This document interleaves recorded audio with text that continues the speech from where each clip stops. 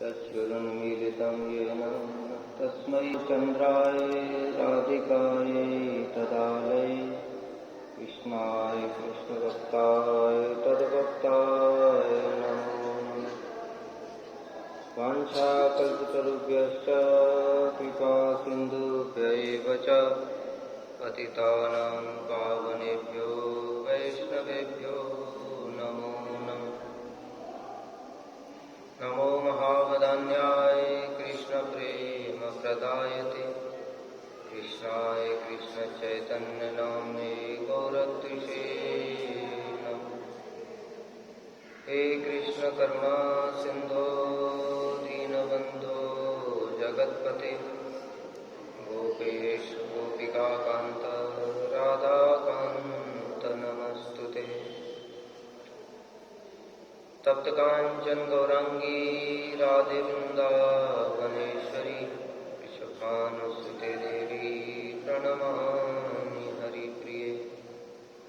वृंदायै तुलसीदेव्यै प्रियायै केशवस्य च कृष्णभक्तिकृते देवी सत्यवत्यै नमो नमः। श्रीकृष्ण चैतन्य प्रभु नित्यानंद श्री अद्वैत गदाधर शिवासादि गौरभक्तवृंद।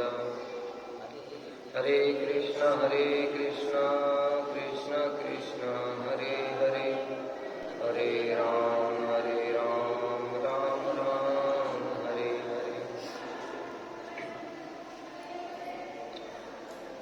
श्री उपदेशामृत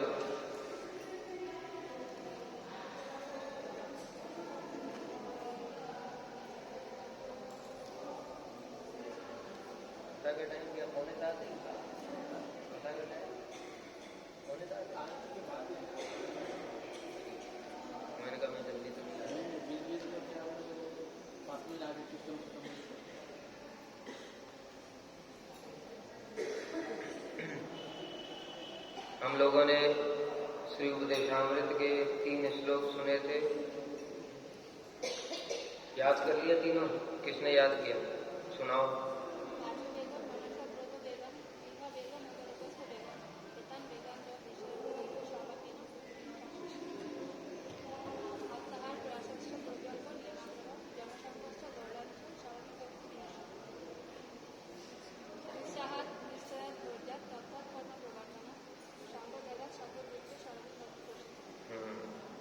बढ़िया। हम किसी चीज को याद करते हैं क्यों?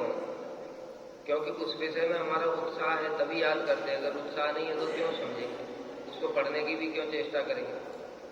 इसलिए हम ऐसे ही नहीं कहते कि याद करें, वो याद करेंगे तो उसमें एनर्जी देंगे। जिस चीज में हम एनर्जी देते हैं उसके हमारे संस्कार बन जाते हैं।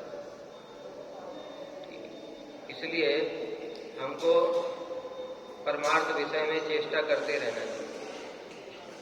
ये नहीं सोचना चाहिए कि हमको याद करने से लाभ क्या है। बहुत लाभ है, संस्कार ऐसे ही बनते हैं।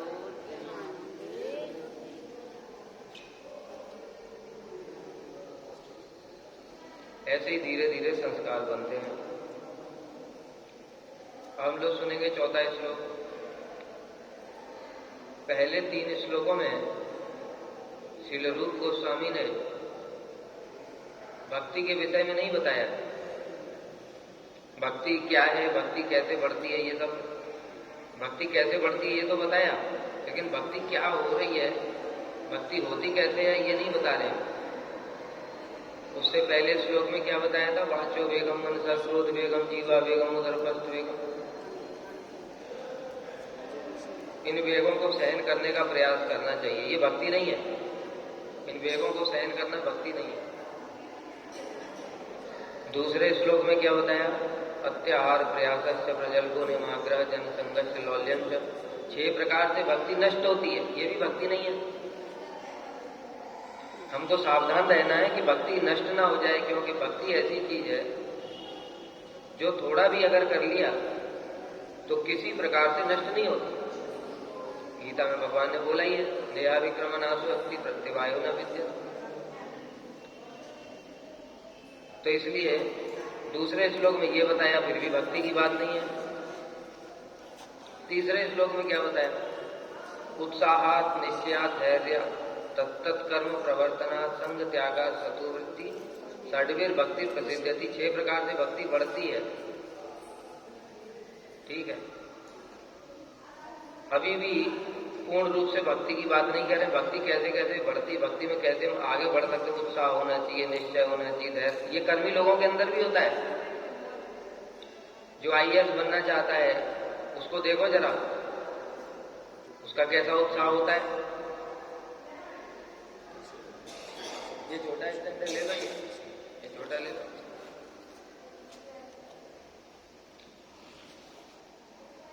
हम लोगों को तो 4 बजे जगने में समस्या होती है, ठंड लगती है, उठा नहीं जाता। लेकिन जिसको आईएएस बनना होता है ना, उसको ठंड नहीं लगती। इतना जुनून होता है, मैं डीएम बन जाऊं, नीली बत्ती में चलूंगा, उसका इतना जुनून होता है। उसके लिए उसको भूख प्यास सर्दी गर्मी कुछ नहीं लगती। हम ऐसे ही नहीं कह रहे हैं, कल्पना से, हमने अपनी आंखों से देख करके आए। हमने अपनी आंखों से देख करके आए। हम लोग इंजीनियरिंग की कोचिंग में जाते थे, तो आप लोग सोच नहीं सकते, ये तो थोड़ा ज्यादा बड़ा है, लेकिन इससे थोड़ा सा और छोटा होता था हॉल। 500 स्टूडेंट बैठते, टीचर पढ़ा रहा है वहां पर, स्टूडेंट बैठे कोने तक भी, और कुछ जगह नहीं मिलती थी, जो पहले नहीं आ पाते थे बाहर भी खड़े रहते थे। 3 घंटे की क्लास होती है। अब बताओ, जो पीछे वाला है वो क्या क्वेश्चन पूछेगा, क्या समझेगा? पैसा सबके बराबर ही जा रहे हैं। ठीक है, 1 साल का फीस जमा हो गया 10,000 रुपए, अब वो वापस नहीं होगा। इतनी सारी भीड़ में हम लोगों का पंखा बंद कर देते हैं, तो इधर उधर देखने लगते हैं, कथा में मन नहीं लगता है, पसीने टपक रहे हैं। 3 घंटे तक बैठे, रोज डेली का काम है। 3 कोचिंग होती थी, एक फिजिक्स की, एक केमिस्ट्री की, एक मैथमेटिक्स की। इंजीनियरिंग के लिए बता रहा हूं, अभी आईएएस की तो बात ही नहीं कर रहे, उससे ऊपर है। खुद देख करके आया, इतना चेष्टा करते हैं मतलब। और हर दिन में 2-2 कोचिंग, फिर उसके बाद फिर खुद पढ़ना है, फिर कितना मेहनत करते हैं, रात भर सोते नहीं। सोचो, एक जड़ नौकरी के लिए इतना चेष्टा करते, और हम कृष्ण के लिए कितनी चेष्टा कर रहे हैं। इसलिए ये उत्साह, निश्चय और धैर्य। और फिर हमने ऐसे लोगों को देखा 3 साल से तैयारी कर रहे, 3 साल भी नहीं, वो 4थे साल फिर लगे। हम सोचते थे कैसे एक ही चीज को बार बार पढ़ रहे हैं, हमसे तो पढ़ी नहीं जाती एक बार पढ़ने के बाद में दोबारा। और वो लगे हुए हैं, 4-4 साल से लगे हुए हैं। कितना धैर्य है उनके अंदर। और हम भजन करते हैं, थोड़ा हल नहीं मिला तो बस सारे ब्रह्मचारी कहां के सो गए क्या? कथाएं बाहर के लोगों के लिए ही हैं। चलो कोई बात नहीं। तो उत्साह निश्चय धैर्य तत्त कर्म प्रवर्तना, तत्त कर्म प्रवर्तनात् में भक्ति की बात। 64 भक्ति के अंग है ना। संग त्याग सतोवृत्ति, सतोवृत्ति भी साधु वृत्ति है, इसलिए उसको पालन करने से भी भक्ति बढ़ेगी। अब जो 4था श्लोक बता रहे हैं, उसमें बता रहे हैं कि भक्ति कैसे होनी चाहिए। ददाति प्रतिगृह्णाति गुह्यम आख्याति पृच्छति भुंक्ते भोजयते चैव षड्विधम प्रीति लक्षणम। अब यहां पर भी देखने में लग रहा है कि तो भक्ति की तो बात ही नहीं है। यहां पर देना, ग्रहण करना, गुह्यम आख्याति पृच्छति, गुह्य अर्थात गोपनीय विषय को बोलना और पूछना, खिलाना और खाना उनके साथ में। तो ये भक्ति जैसा तो लग नहीं रहा। संसारिक विषयों में भी ऐसा ही होता है, किंतु यहां पर जो अंतिम बात बताई इसीलिए रूप गोस्वामी ने, वही सबसे महत्वपूर्ण है। षड्विधम प्रीति लक्षणम, यहां से शुरू करो। इस श्लोक को समझना है तो यहां से लेना पड़ेगा। 6 प्रीति के लक्षण है, जगत में भी है, भक्ति में भी। तो ये प्रीति के लक्षण की जरूरत क्या है, इसकी आवश्यकता क्या है? इसकी आवश्यकता के लिए श्रील प्रभुपाद के एक विचार को सुनते। एक समय श्रील प्रभुपाद के समस्त शिष्यों में आपस में विचार विमर्श हुआ कि प्रभुपाद की सभी लोग सेवा कर रहे हैं तन मन प्राण दे करके, उसमें सर्वोत्तम सेवक कौन है? अभी कैसे डिसाइड किया जाए सर्वोत्तम सेवक कौन है? उनके तो सारे के सारे शिष्य ही पूरा दिन रात लगे रहते थे, तो शिष्य लोग किसी निष्कर्ष पर नहीं पहुंचे। अंत में डिसीजन हुआ कि प्रभुपाद से ही पूछ लेते, वो गुरु है, गुरु अंतर्यामी, गुरु सब जानते हैं। इसलिए ये प्रश्न लेकर के श्रील प्रभुपाद के पास में प्रभुपाद से पूछा कि प्रभुपाद, आपके सारे शिष्य लोग इतना जो भी है तन मन प्राण देकर के आपकी सेवा करते हैं, इनमें सर्वोत्तम सेवक कौन? सर्वोत्तम सेवा किसकी है? श्रील प्रभुपाद ने कहा, जिसकी वैष्णवों में जितनी अधिक प्रीति है उसकी सेवा उतनी ही उत्तम। अब समझ में आया ये भक्ति क्यों है और भक्ति के लिए इतना इंपॉर्टेंट क्यों ये श्लोक। अर्थात सेवा का निर्णय काम करने से नहीं लिया जाएगा। कौन उत्तम सेवक है, कौन कनिष्ठ है, कौन मध्यम है, ये निर्णय ये नहीं देख करके ले सकते ये तो सवेरे से लगा हुआ है शाम तक। बहुत सारे लोग सवेरे से लेकर शाम तक रजोगुण के कारण भी लगे रहते हैं, लेकिन जिनका रजोगुण है उनकी वैष्णवों से प्रीति नहीं होगी। बहुत सारे लोग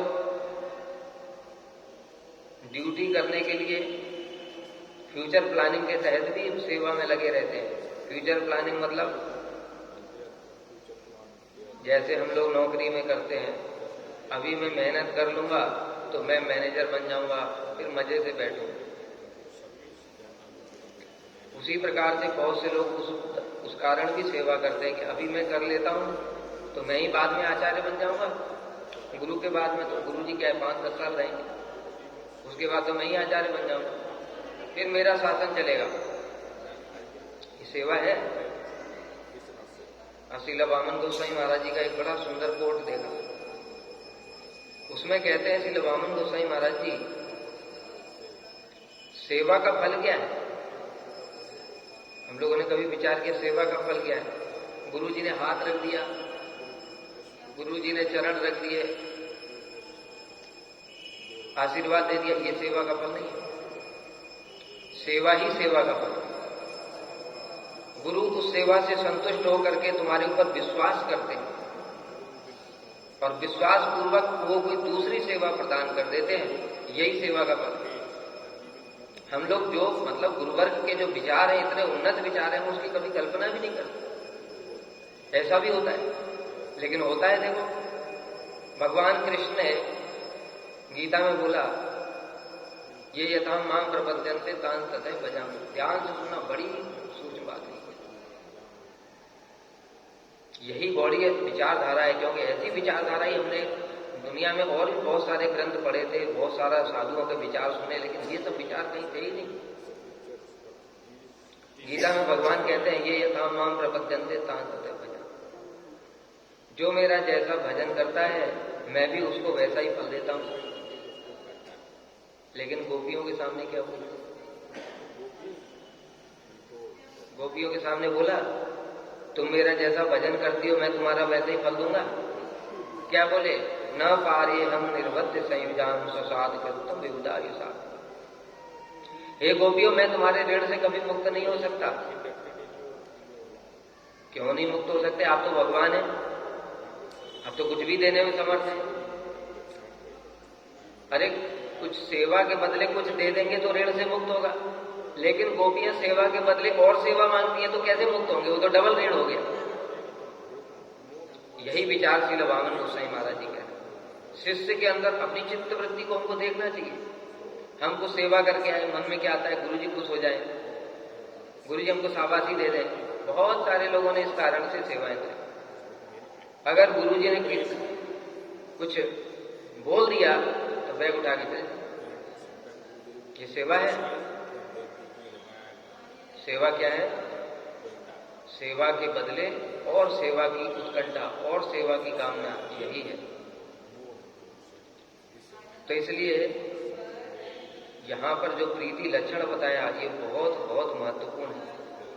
इसको समझना हमको चाहिए कि वैष्णवों में प्रीति कैसे होगी। पहले तो हम यही समझें, क्योंकि अगर वैष्णवों में प्रीति नहीं है तो फिर भक्ति नहीं है प्रभुपाद के विचार के अनुसार। और प्रभुपाद का जो विचार है वो सर्वमान्य है, उसको कोई भी चैलेंज नहीं कर सकता इस ब्रह्मांड में।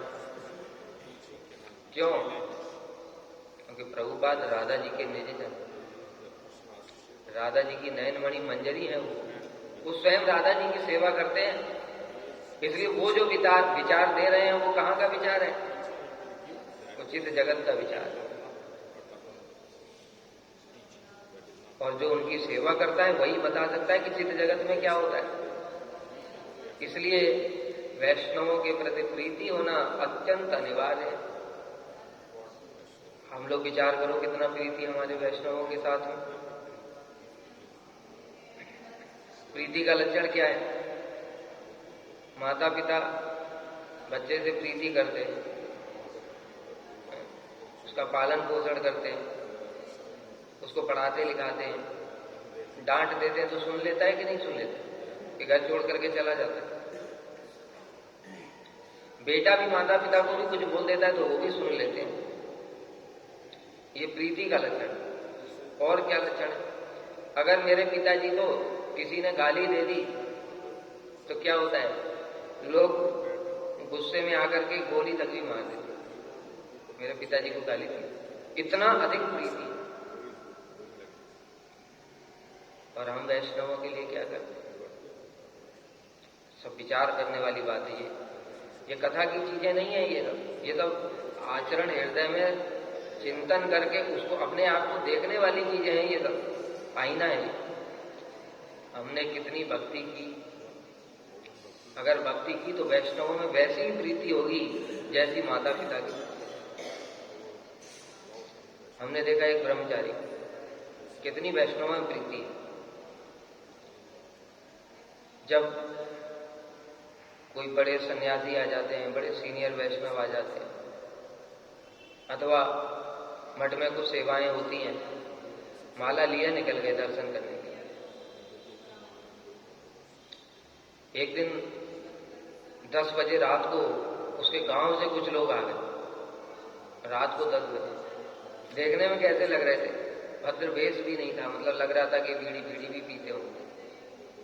उनके लिए रात को 10 बजे रसोई में जा करके खिचड़ी बनाया, आलू भाजा बनाया, 10:30 बजे उनको प्रसाद दिया। ये वैष्णवों में प्रीति। घर छोड़े हुए 10 साल हो गए,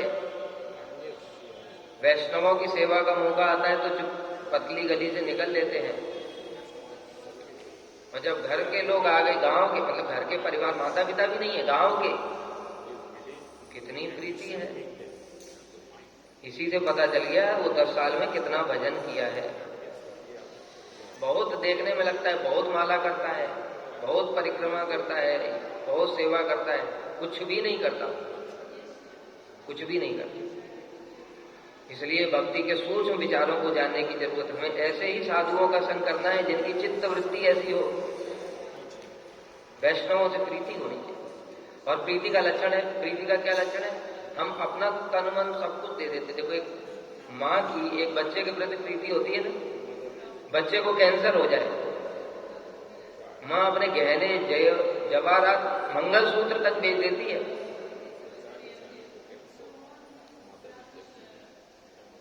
दूसरों के घर में काम भी करना पड़े तो भी करती है कि मेरा बेटा किसी प्रकार से ठीक हो जाए। प्रीति का लक्षण ये, मतलब अपनी सारी एनर्जी, सब कुछ, तन मन धन सब कुछ उसके लिए देते हैं। हम लोग वैष्णवों के लिए कितना देते हैं? वैष्णव लोग बीमार हो गए, हमको चिंता तक नहीं, कोई पूछने तक भी नहीं जाता। बीमार हो, कुछ ही चीज की आवश्यकता तो पूछ ही लो कम से कम। अरे हम तो ये तो देख, संसार में भी लोग पूछते थे फोन करके। अपना दोस्त अगर आज स्कूल कॉलेज नहीं आया, फोन करके पूछते थे भाई क्यों नहीं आए, क्या प्रॉब्लम है, ये डॉक्टर है, ये अच्छा है। वैष्णव जगत में कुछ कोई मतलब परम विरक्त, ये हमारी प्रीति हुई। उनको किसी चीज की आवश्यकता है, सेवा है, उसी से ही पता चलता है कि कौन मठवास कर रहा है, कौन मठवास नहीं कर रहा। एक बार गृहस्थ लोगों के लिए भी सेम नियम, सेम ही प्रीति होनी चाहिए। एक बार श्रील भक्तिदैत माधव गोस्वामी महाराज जी की एक शिष्या थी, पूरा जीवन भर मठ में आती, तो उन्होंने पूछा एक दिन माता जी ने, श्रील भक्तिदैत माधव गोस्वामी महाराज कि मैं सारे जीवन भर मठ में आती रही, लेकिन मेरी ऐसे ठाकुर जी से अभी तक प्रीति क्यों नहीं? तो उन्होंने बोला तुमने ठाकुर जी के लिए किया क्या? प्रीति किससे होती है? अगर कोई माँ है या पिता है, उसके बच्चे का जन्म हुआ और पिता विदेश चला गया, 10 साल के बाद आएगा तो कहां से प्रीति हो जाए? कुछ तो एनर्जी एक्सचेंज हुआ ही नहीं, कुछ किया ही नहीं उसने, फिर भी वो फोन से बातचीत करता रहेगा तो प्रीति हो सकती है। उसी प्रकार से हमने ठाकुर जी के लिए क्या किया, गुरु जी के लिए क्या किया? जब कुछ किया ही नहीं तो प्रीति कहां से होगी? देखो एक बहुत सिंपल सा एग्जाम्पल देते, हमारे घर के बाहर में ना कभी कोई कुत्ता या गाय आ जाती, उसको हमने रोटी दिया, अगले दिन वो गाय फिर आ जाती, और रोटी बच जाती है तो दे देते हैं क्या? 1 महीने तक रोटी दिया। अगर कोई व्यक्ति हमारे सामने उस गाय को आकर के मारे तो हमको कैसा लगता है? गुस्सा आ जाता है, भाई तुम क्यों मार रहे हो गाय को? क्यों? वो गाय के हमारे से क्या संबंध है? कोई संबंध है? लेकिन बन गया। कैसे बना? यही ददाती प्रतिग्रहण,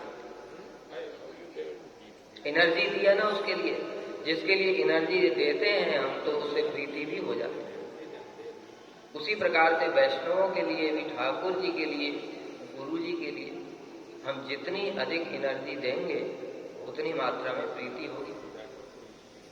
किस भावना के साथ में? अपनत्व के साथ, ममता, ये मेरे हैं, नहीं तो ड्यूटी वाले से वो नहीं होगा।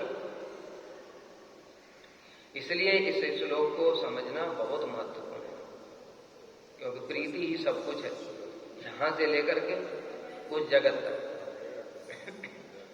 ब्रजवासियों के कृष्ण इतने वशीभूत क्यों हैं? और जो अयोध्या है, वैकुंठ है, भगवान तो अपने भक्तों को सब जगह ही प्रेम करते हैं ना, लेकिन वशीभूत नहीं है किसी के, इतना कंट्रोल्ड नहीं है भगवान को जैसे मैया ने बांध दिया। क्यों? जितनी अधिक प्रीति होगी उतना वशीभूत अधिक हो जाए। अब सुनते हैं क्यों? ये प्रीति लक्षण इसलिए बहुत आवश्यक है। हमको वैष्णवों के प्रति जिस प्रकार से प्रीति हो वैसे काम करने चाहिए। क्या करना चाहिए अब बता। ददाती प्रतिग्रहणाति, पहला बताया शुद्ध भक्तों को उनकी आवश्यकता अनुसार वस्तु देना। पहली बात तो देखो, भक्तों को किसी चीज की आवश्यकता नहीं होती, सीधी सी बात ये, लेकिन उनको आवश्यकता होती भी है। किस लिए? ठाकुर जी की सेवा के लिए। देखो पहले के जो साधु थे, जैसे श्री रूप गोस्वामी, श्री सनातन गोस्वामी और गोस्वामी, उन्होंने जो भजन आदर्श दिखाया वो एक अलग प्रकार का था। किस प्रकार का? वो मठ में नहीं रहते हैं, कभी एक पेड़ के नीचे, राधा कुंड तटे कलिंद तटया तीरे च वंशी वटे प्रेमोन्माद वशाद से दशयाग्रस्तो प्रमुक्तौ सदा। कभी राधा कुंड तट, तीरे च वंशी, कभी वंशी बट में, कभी यमुना जी के तट पर, कभी कहीं ऐसे भजन करते थे। जब श्री मदन मोहन जी की कथा सुनी था अभी ने, मदन मोहन ठाकुर जी, क्या कथा है बताओ? मदन मोहन जी सनातन गोस्वामी के पास में कैसे आए पता है? बताओ। सुनाई नहीं दे रहा, मैं ही बता देता। ठीक है। देखो, सनातन गोस्वामी प्रतिदिन गिरिराज जी की परिक्रमा लगाते थे, वृंदावन से पैदल जाते थे 20-25 किलोमीटर गिरिराज जी, वहां पर 25 किलोमीटर पैदल जाते, फिर 20-21 किलोमीटर की परिक्रमा लगाते थे। उसके बाद में मथुरा आते। मथुरा में एक घर था चौबे जी, परशुराम चौक, उनके यहां पर मदन मोहन जी थे। तो सनातन गोस्वामी देखते थे वो मदन मोहन जी तो चौबे के लड़के के साथ में खेलते हैं, तो रोज नई नई लीला देखते थे। तो लंबी कथा है। अंत में एक दिन मदन मोहन जी ने कहा सनातन गोस्वामी से, मैं तुम्हारे साथ चलूंगा। सनातन गोस्वामी ने कहा, देखो भाई, हमारे पास तो रहने की जगह ही नहीं है, तुमको तो बड़े बड़े मंदिर चाहिए रहने के लिए, हमारे पास खाने पीने का कोई ठिकाना नहीं है, तुमको 56 भोग चाहिए, हमारे साथ मत चलो। तो ठाकुर जी क्या कहते हैं, मदन मोहन जी, मुझे कुछ नहीं चाहिए, तुम जैसा रखोगे मैं रह लूंगा, जैसा खिलाओगे वैसे खा लो। तो मतलब पहले ऐसे साधु थे कि जिनके पास में कुछ था ही नहीं, तो ठाकुर जी की सेवा क्या करेंगे। तो मदन मोहन जी से सनातन गोस्वामी ने कहा, ठीक है फिर आ जाओ, कंधे पर बिठा करके नहीं ले जाऊंगा, पीछे पीछे चलो, पैदल पैदल आ जाओ। ठाकुर जी ने कहा ठीक है। पैदल मथुरा से वृंदावन ठाकुर जी चल के आए। फिर सनातन गोस्वामी ने क्या किया, 2 पत्थर रखे ऐसे, उनके ऊपर एक और पत्थर रखा, उसी में मदन मोहन जी, कोई मंदिर मंदिर कुछ नहीं, 3 पत्थरों के बीच में रहे। चलो ठीक है, जैसे तैसे रह तो लियो, अब खाएंगे क्या। तो सनातन गोस्वामी जो भिक्षा करके लाते थे, आटा मिलता था, वो आटे को थोड़ा सा ऐसे मारा और मार करके थोड़ा आग में सेका, और वही सूखा सूखा खा लेते थे। सनातन गोस्वामी तो खा लेते थे, मदन मोहन जी नहीं खा पाते थे। एक दिन खा लिया, 2 दिन खा लिया, तीसरे दिन सनातन ये तो अंदर ही नहीं जाता है, थोड़ा नमक तो दे दो कम से कम साथ में, और नमक के साथ में थोड़ा खा लो। सनातन गोस्वामी ने कहा, मैंने पहले ही बोला था कि तुम्हें खाने के लिए आज नमक मांग रहे हो, कल को कुछ और मांगोगे, देखो कुछ चाहिए तो अपनी व्यवस्था खुद करो, मैं नहीं कर सकता। तो देखो पहले वाले साधु तो ऐसे थे कि ठाकुर जी को भी बोल देते कि भाई देखो हम तुम्हारे लिए व्यवस्था नहीं कर सकते, क्यों, किससे मांगने जाएंगे बताओ। लेकिन हम लोग अलग प्रकार के, हम लोगों ने बड़ा सा मंदिर बना रखा है, मंदिर में ठाकुर जी रखे हैं, ठाकुर जी के लिए भोग चाहिए 5 टाइम, कपड़े भी चाहिए, और जाड़ा आया तो जाड़े के कपड़े चाहिए, खाने के लिए फल भी चाहिए, और सब कुछ चाहिए ना ठाकुर को। तो वही चीज है कि साधुओं को कुछ नहीं चाहिए, लेकिन ठाकुर जी की सेवा के लिए फिर उनको कुछ चीजें चाहिए ही चाहिए, क्योंकि हम मठ में रह रहे हैं। सनातन गोस्वामी रूप गोस्वामी की तरह रहने लायक नहीं है, एक पेड़ के नीचे हम भजन कर लेंगे, संभव नहीं हमारे, ठीक है। तो इसलिए ददाती प्रतिका, उनको क्या देना है, भोग की वस्तु नहीं देनी सब समय, ये भी याद रखना। हमारे गुरुवर का ये एक आदर्श भी है, इसलिए गृहस्थ भक्तों के लिए भी अच्छे से समझ लो, जिसको दे रहे हो विचार करके दो, ये इस वस्तु को खुद भोग करेगा या सेवा में लगाएगा। आंख बंद करके कुछ नहीं देना है, क्योंकि श्रील भक्तिदत्त माधव गोस्वामी महाराज जी कहते थे, जो किसी की भोग वृत्ति में सहायता करता है वो भी अपराध है। हमको किसी को भोगी नहीं बनाना है, कोई भोगी पहले से ही है, वो और भोग कर रहा है हमारी वस्तु को लेकर के, तो हम उसकी सहायता कर रहे हैं, इसलिए किसी की भोग में सहायता नहीं करनी। आवश्यकता, आवश्यकता अर्थात किसी के पास स्वेटर नहीं है पहनने के लिए, ठंड पड़ रही है तो दे दो। अब एक स्वेटर है, फिर वो कहेगा जैकेट भी चाहिए, ये वाला अच्छा नहीं है वो वाला चाहिए। अरे साधु मतलब अच्छा बुरा क्या है, साधु के लिए कोई अच्छा बुरा नहीं होता है। साधु का मतलब क्या है, जिससे ठंड ना लगे। बड़े आश्चर्य की बात है, किसी को ये कलर पसंद नहीं, वो कलर पसंद नहीं है, ये तो हमने कभी सुना नहीं किसी शास्त्र में, महाप्रभु ने ऐसे बताया क्या, साधु ऐसे करेंगे, ऐसा भी हमने देखा है, आश्चर्य की बात है। भजन करने के लिए आए, ये वाली कलर की टोपी पसंद नहीं है, वो कलर की टोपी चाहिए, ये तो कोई विचार नहीं, इसलिए विचार करना चाहिए। तो कहने का मतलब क्या हुआ, ददाती प्रतिगृणाति, जो वैष्णवों को आवश्यकता है? अभी गुरु जी की तिथि आने वाली है, भाई हम तो नौकरी नहीं कर रहे, वैष्णव लोग आएंगे, भंडारा होगा, गुरु जी के लिए अच्छे अच्छे कपड़े भी देके जाएंगे, फूल श्रृंगार भी हो, सब कुछ होगा ना, कौन करेगा? गृहस्थ लोग ही देते हैं। तो ये सब ददाती का मतलब ये सब है। और वैष्णव भी परस्पर, जैसे किसी अन्य ब्रह्मचारी को कुछ आवश्यकता है, मैं दूंगा ही नहीं, तो वो भी सोचना चाहिए, भाई कोई घर छोड़ करके आया भजन करने के लिए, उसको कुछ दोगे ही नहीं तो क्या होगा? वापस घर चला जाए। ये भी हिंसा है। आवश्यकता की वस्तु न देना ये भी एक प्रकार की हिंसा है। तो ददाती प्रतिग्रहणाति। प्रतिग्रहणाति का मतलब क्या है? वैष्णव कुछ देते हैं तो उसको ग्रहण करना चाहिए। क्यों ग्रहण करना चाहिए? क्योंकि उद्धव जी ने बताया, तयोपभुक्त स्रगंधवासो अलंकार चर्चिता उच्छिष्ट भोजनो दासास्तव माया जय। वैष्णवों की जो प्रसादी वस्तु होती है वो माया को जय करने का उपाय है। उद्धव जी कह रहे हैं, भगवान से कह रहे हैं, हे प्रभु त्वयि उपभुक्त, आपके द्वारा उपभुक्त मतलब यूज की गई स्रग माला, इसलिए वैष्णव लोग माला देते हैं तो उसको ग्रहण करना है। क्या सोच करके? ये उनकी कृपा है और उससे माया को जय कर लेंगे। गंधवासो अलंकार, वस्त्र अलंकार जो कुछ भी वैष्णव देते हैं उसको माथे से लगा करके यूज करना चाहिए। गुरु जी भी जो कुछ भी देते हैं, किंतु एक चीज यूज नहीं कर सकते, सब समय याद रखना, वैष्णवों की पादुका यूज नहीं कर सकते। कपड़ा यूज कर सकते हैं, शॉल है ये भी यूज कर सकते हैं, स्वेटर कपड़ा जो भी है, लेकिन चरण पादुका उनकी यूज नहीं कर सकते, वो सब समय सेव है। इसलिए वैष्णवों की पादुका नहीं पहननी चाहिए। ठीक, ददाती प्रतिग्रहणाति, उससे क्या होगा? स्वाभाविक सी बात, जगत में भी हम देखते हैं कि किसी के लिए जब हम एनर्जी देते हैं तो वो कृतज्ञ हो जाते हैं। उसी प्रकार से वैष्णवों को भी अगर हम कुछ देंगे, उनकी सेवा की वस्तु, उनकी आवश्यकता की वस्तु, तो उनकी धीरे धीरे हमारे प्रति हमसे प्रीति होगी।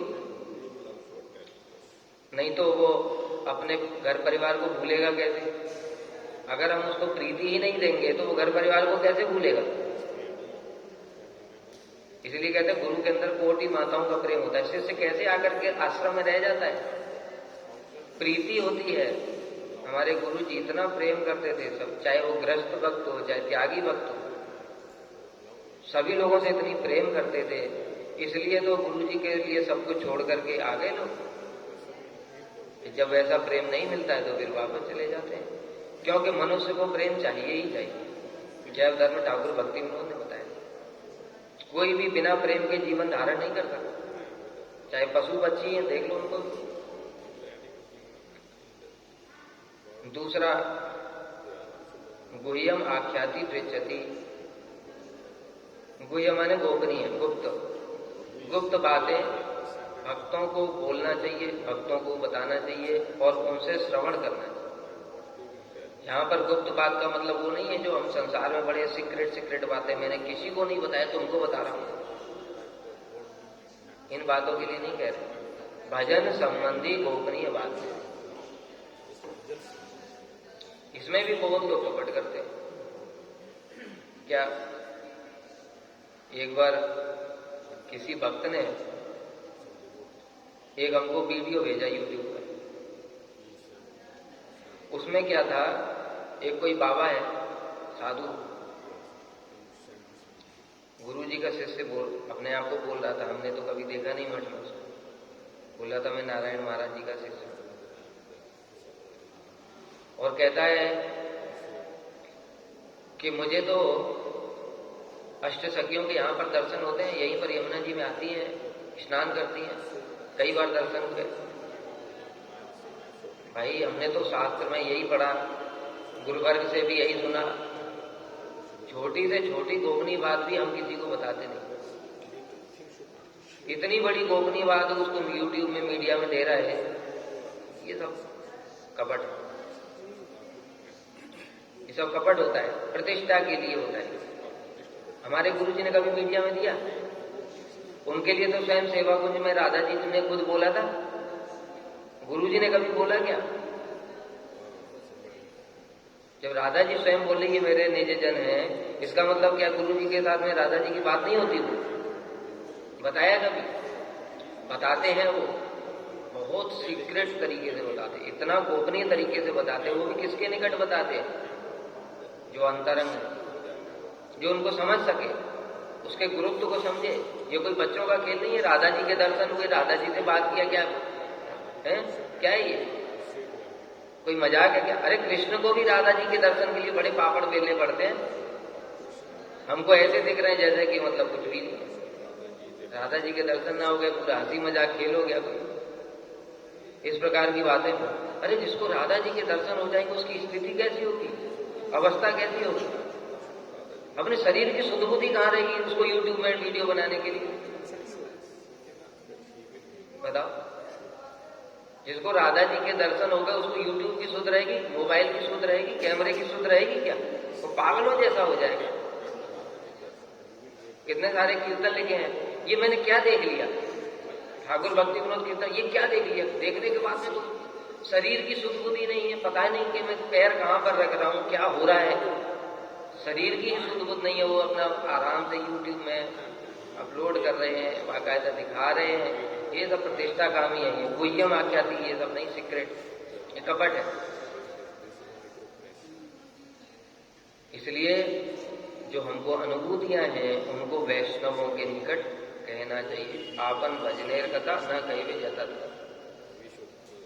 यथा तथा जो कह रहा है इसका मतलब उसका भजन नहीं है, उसका क्या है? प्रतिष्ठा कामना।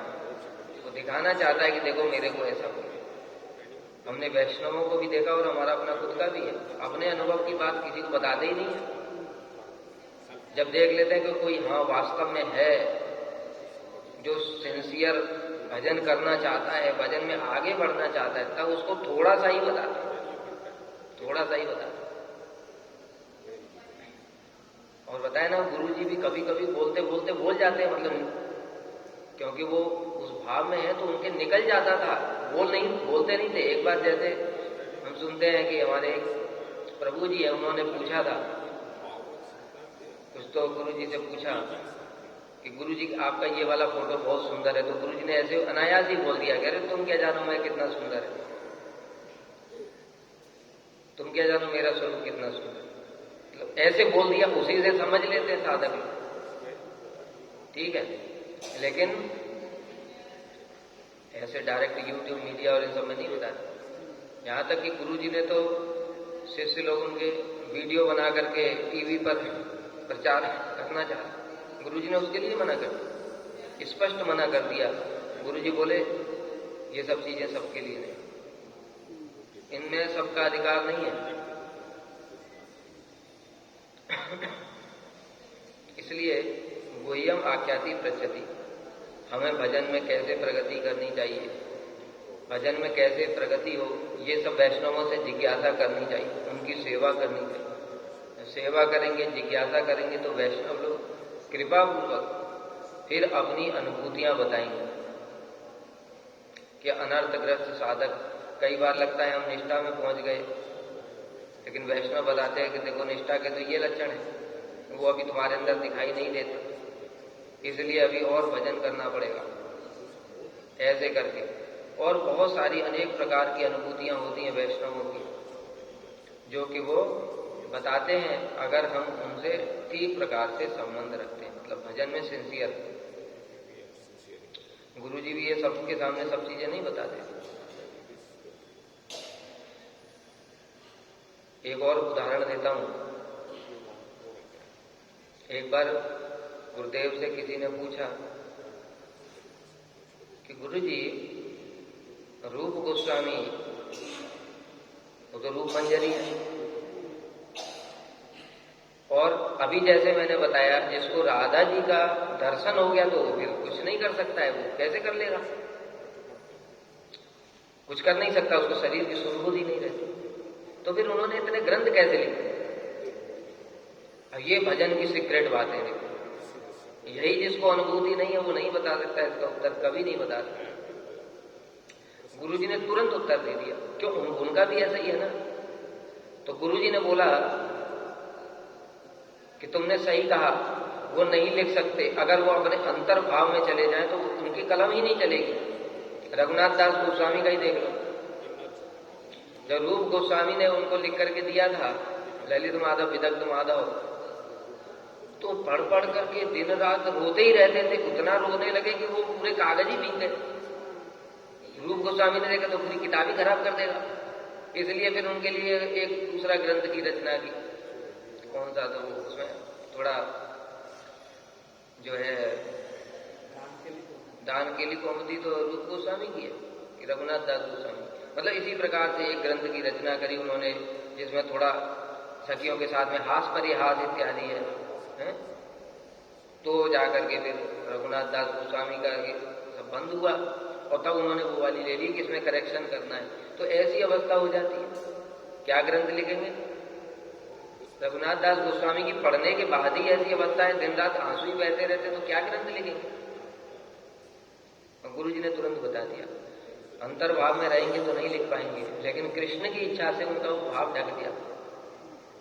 तो गुरु जी का भी ऐसा ही है ना, वो भी उसी भाव में डूबे रहते हैं। अगर वो अंतर्भाव में चले गए, राधा जी के प्रति जो उनका भाव है उसमें अगर वो आविष्ट हो गए तो क्या लिखेंगे? ग्रंथ लिख ही नहीं सकते, कलम ही नहीं चलेगी, रोमांच कंपन चल जाता है, कैसे लिखेंगे? तो ऐसे ऐसे जिसको अनुभूति नहीं हो कैसे बता सकता? इसलिए इन सब चीजों से ही समझ में आता है कि इसकी क्या कितने विचारों को देखकर ही पता चलता है। जैसे बताया ना श्रील वामन गोसाई महाराज जी, सेवा से ही, सेवा का बल सेवा ही है, क्यों? वो उन विचारों में प्रतिष्ठित थे। हम लोग सुनते हैं श्रील परम गुरुदेव कहते थे कि सारे मठ में जितने भी ब्रह्मचारी हैं उनकी सेवा एक तरफ और सज्जन सेवक ब्रह्मचारी की सेवा एक। तो इसलिए वो उसमें प्रतिष्ठित थे, इसलिए ऐसी बातें उन्होंने लिखी हैं। तो ये सब गुह्यम आख्याति, ये सब गुह्य चीजें हैं भजन की, इन पर चिंतन करना चाहिए, इनमें विचार करना चाहिए, तब धीरे धीरे हमारे हृदय में वो प्रवेश करें। भुंगते भोजयते, ये बड़ा महत्वपूर्ण है, क्योंकि इसमें थोड़ा भी गड़बड़ की वो सभी में है।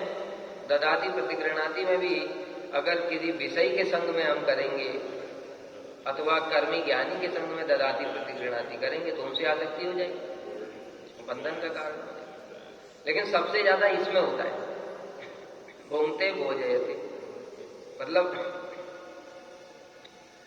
भक्त ने अगर प्रसाद दिया तो ग्रहण करना, और भोजयते अर्थात भक्त को प्रसाद देना, ये प्रीति का लक्षण। इसमें क्या विचार है? इसमें बड़ा विचार है। श्रील रघुनाथ दास गोस्वामी, उनके पिताजी ने रघुनाथ दास गोस्वामी के लिए सेवक भिजवाए, कुछ स्वर्ण मुद्राएं भी भिजवाई। उसके बाद में रघुनाथ दास गोस्वामी के मन में आया, सेवक तो उन्होंने वापस कर दिया, स्वर्ण मुद्रा देख करके उनके मन में आया, मेरे पिताजी है ना, बड़े विषयों में डूबे रहते हैं, इसलिए उनका धन मैं महाप्रभु की सेवा में लगाऊंगा तो इनकी कुछ सुकृति बनेगी। बाकी भक्त लोग भी महाप्रभु को निमंत्रण देते थे, ठीक है, महाप्रभु को निमंत्रण देते थे। तो रघुनाथ दास गोस्वामी के मन में आया मैं भी निमंत्रण दूंगा, तो महाप्रभु को निमंत्रण देने लगे। महाप्रभु उनका निमंत्रण स्वीकार कर लेते। 2 साल तक निमंत्रण किया, 2 साल के बाद में निमंत्रण बंद कर दिया। एक दिन महाप्रभु ने स्वरूप दामोदर से पूछा, स्वरूप ये रघु अभी निमंत्रण नहीं देता, प्रभु सब जानते हैं कैसे? तो महाप्रभु का जो जीवन है ना, उनकी शिक्षाएं, वही हमारे लिए प्राण स्वरूप होनी चाहिए, क्योंकि उन्होंने अपना जो कुछ भी किया है वो सब हमारे लिए ही करके, हमको कैसे करना है हमको पता ही नहीं है। वास्तव में कृष्ण ने कुछ नहीं बताया, जो थोड़ा बहुत बताया हमारे लिए वो उसमें सिग्निफिकेंट ही नहीं है, क्योंकि महाप्रभु स्वयं कृष्ण है और आचरण कर करके अपने भक्तों को ऐसे उनके माध्यम से आचरण कर करके दिखा रहे हैं कि देखो तुमको भजन करना है ऐसे करना हो। इसलिए महाप्रभु हमारे लिए सब कुछ है। तो प्रभु कह रहे हैं कि तुम रघु ने निमंत्रण बंद क्यों कर दिया? तो स्वरूप दामोदर कहते हैं प्रभु उसको ऐसा लगता है आप संतुष्ट नहीं। प्रभु हंसने लगे। तब प्रभु ने बताया विषय रन्न खाइला मलिन है मन, मलिन मन है कृष्ण स्मरण। तब बताया महाप्रभु ने क्या बोला कि ठीक कहा, विषय का अन्न खाने से मन मलिन हो जाता है, और जब मलिन मन हो जाता है तो कृष्ण का फिर स्मरण नहीं होता है। इससे पता चलता है कि हम जो खा रहे हैं वो ठीक ठीक हो रहा है कि नहीं हो रहा है। विषय का अन्न तो नहीं खा रहे। तो देखो इसमें बड़ा विचार है। विचार क्या है?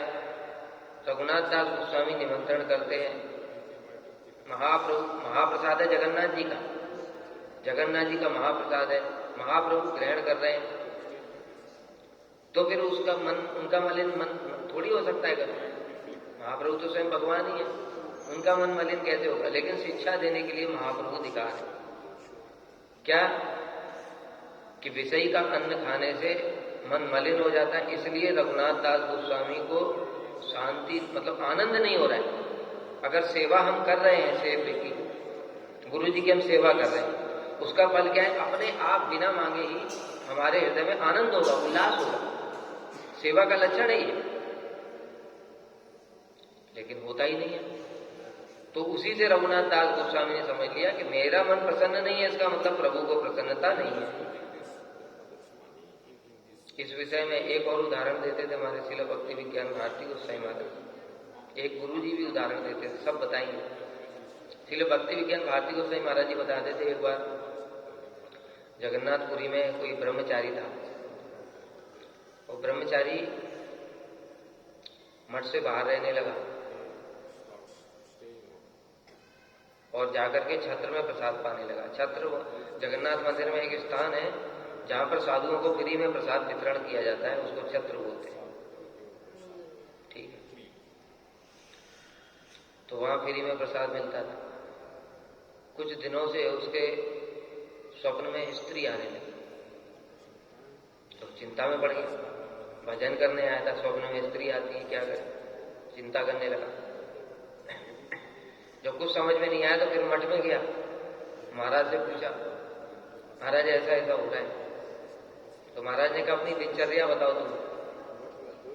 तो उसने दिनचर्या बताई, सुबह ये करता हूँ, फिर वो करता हूँ, फिर पूरा बताया। फिर बताया प्रसाद कहाँ पर पाते हो? तो बताया कि प्रसाद में छत्र में पाते।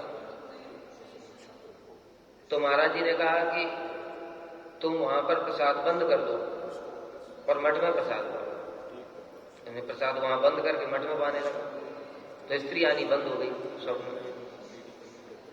फिर पूछा कि अब ठीक है? कहते हाँ ठीक है। फिर महाराज जी ने बोला जाकर के पता लगाओ जो छत्र में प्रसाद देता था वो व्यक्ति कौन है और क्यों प्रसाद दे रहा। वहां जाकर के पता लगाया। जब पता लगाया तो पता चला कि कलकत्ता का कोई व्यक्ति था, सेठ, अमीर व्यक्ति।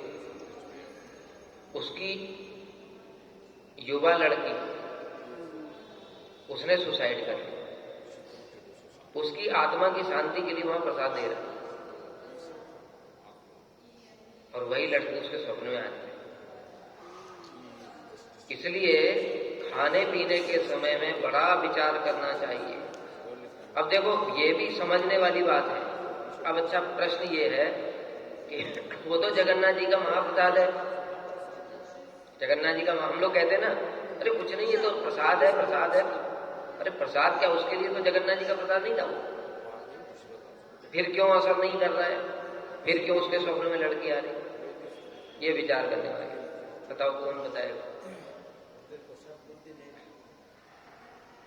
जब तक हम बद्ध जीव हैं, हमारी भोग वृत्ति है, प्रसाद बुद्धि नहीं है, तब तक वो प्रसाद का काम नहीं करेगा, फिर वो संस्कार ही आएंगे। लेकिन मुक्त महापुरुषों को उससे कुछ नहीं होता है। उल्टा अगर वो उन्होंने ग्रहण कर लिया तो वो लड़की का उद्धार उसी दिन हो जाए। इसलिए जब तक हम बद्ध जीव हैं, हमारे अंदर में काम क्रोध मोह लोभ है, तब तक देने वाले की चित्त वृत्ति सब समय देखनी चाहिए। किसी से भी लेकर के खा लेने से काम नहीं चलेगा। अधिकार के अनुसार, जिसका जैसा अधिकार है साधक का, उसके अनुसार ही यहां पर सारी चीजें काम करती हैं। शुद्ध भक्तों के ऊपर कुछ भी असर नहीं होता। इसीलिए तो परम गुरुदेव कहते थे, जो तुमको भिक्षा में मिला सब मुझे दो। उससे क्या होगा? उसमें जो कुछ भी विष है, यानी किसी ने किसी उद्देश्य से दिया, किसी ने किसी उद्देश्य से। अरे प्रचार में जाओ तब पता चलेगा कैसा कैसा दुख है लोगों को। हम एक बार गए थे दिल्ली में, एक भक्त के यहाँ पर देखा, उनके घर में एक व्यक्ति को पैरालिसिस हो गया। अब वो बोल भी नहीं पा रहा। अब वो 100 का नोट दे रहा है। वो 100 के नोट में कितना विष है पता है? उसके अंदर क्या कामना है? ये साधु है, मेरा ये कर्म मुझे भोगना पड़ रहा है, ये साधु को दे करके ये कट जाए, और मैं ले करके उसकी चाट पकौड़ा खा गया तो उसका पैरालिसिस का कहां जाएगा? इसलिए ला करके गुरु जी को दे दो। और गुरु जी क्या है? वो पूर्ण शरणागत। राधा जी के दे देते हैं, वो सीधे सेवा में दे देते हैं, उसका विष खत्म। देने वाले का भी उद्धार, लेने वाले का भी उद्धार। और हम लोग भोगी हैं, हर चीज को भोग दृष्टि से देखते हैं, इसलिए ग्रहण करते उसकी सारी जो चित्त वृत्ति है वो हमारे अंदर अपने आप आती है। इस कारण से साधु के ऐसा हुआ। इसलिए जैसे तैसे अरे गहरे कहीं भी खाना नहीं चाहिए, विचार करना चाहिए। प्रसाद बोलने से भी काम नहीं चलेगा, हम तो प्रसाद बुद्धि नहीं है ना। दूसरा एक गुरु जी भी उदाहरण देते, गुरु जी उदाहरण देते थे कि एक बार एक किसी व्यक्ति ने साधुओं को निमंत्रण दिया। साधु लोग गए उसके यहां, चांदी के गिलास, चांदी की प्लेट, तो पूरा चांदी का चकाचक। वो साधु जब चलने लगे तो उसमें से एक जो साधु था उसने देखा चांदी का गिलास है, तो चांदी का गिलास जेब में रख लिया। जेब में रख करके आगे आश्रम में जब आए तो उसका मन में सोचने लगा, ये मेरे मन में कैसे आ गया? चोरी की भावना आ गई। मैं उसका गिलास उठा करके ले आया, ये कैसे हो गया?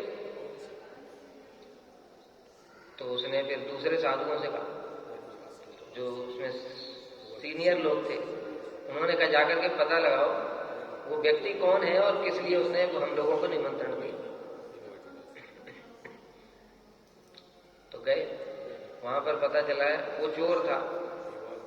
और जो चोरी का माल कमाता है उसका पाप ना लगे इसके लिए साधुओं को शेयर कर रहा था।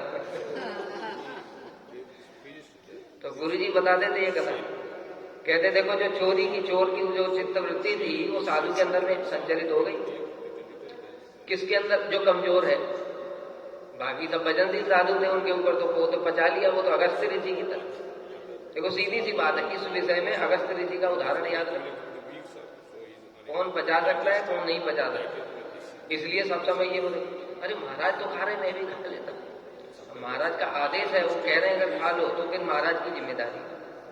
लेकिन महाराज नहीं कह रहे हैं और मैं भी अपने मन से खा रहा हूँ रस स्वाद के लिए, तो फिर मेरे ऊपर अलग नियम, महाराज के ऊपर अलग नियम।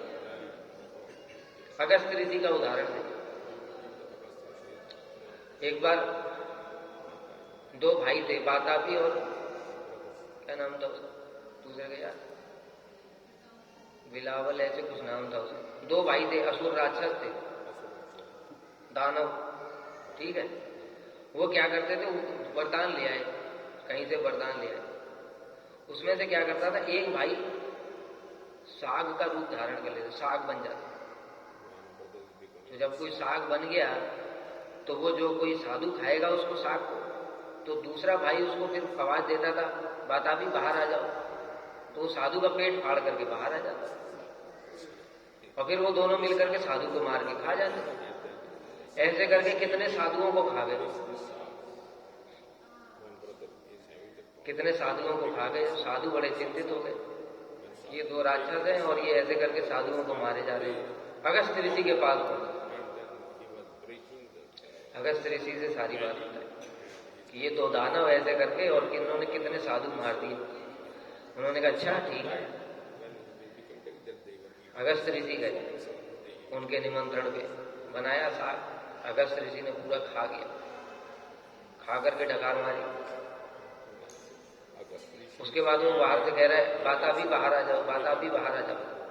तो अगस्त ऋषि कहते हैं वो तो पच गया, अब बाहर नहीं आएगा वो, अब तो वो पच गया और जो डकार निकली थी वो वही था। तो कहने का मतलब क्या हो, जिस साधु का इतना तेज है कि वो डाइजेस्ट कर लेगा, उसके ऊपर तो कोई प्रभाव नहीं पड़ने वाला।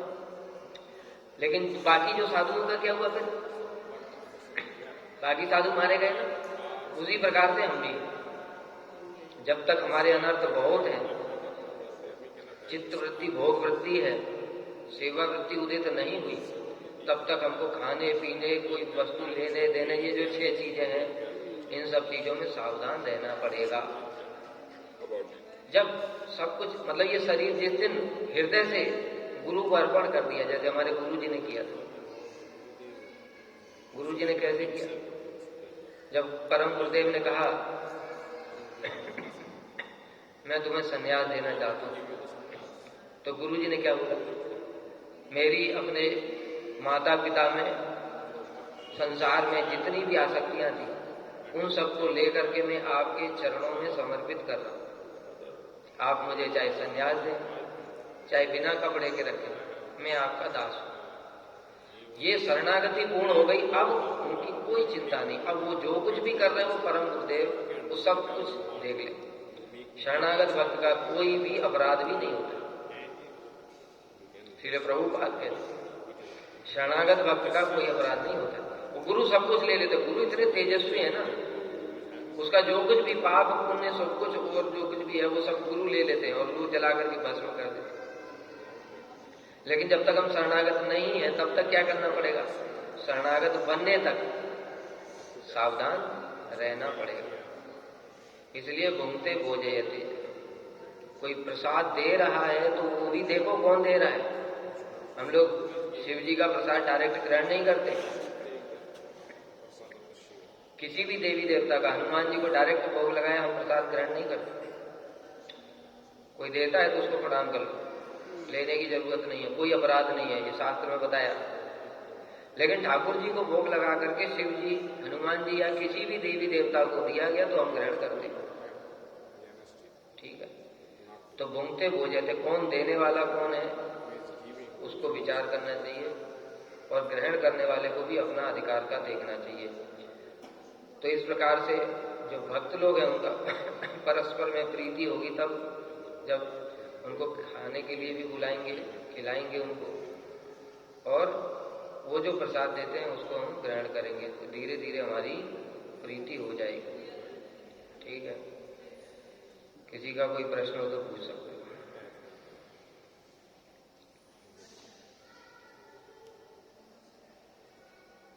कह रहे हैं कोई मोक्ष, जैसे पता है ज्ञानी और ये कर्मी है, ये सब इनका प्रसाद ग्रहण करने से उनकी वासना आ जाती है। इसमें लिखा हुआ है मोक्ष की वृत्ति आ जाएगी। हमारे मन में भी कामना, कौन भजन करे यार, मुक्ति मिल जाए, जल्दी जल्दी मुक्ति मिल जाए, तो ऐसी भावना। कहाँ तो सेवा करने की इच्छा कर रहे, कहाँ मुक्ति के बारे में सोचना शुरू है।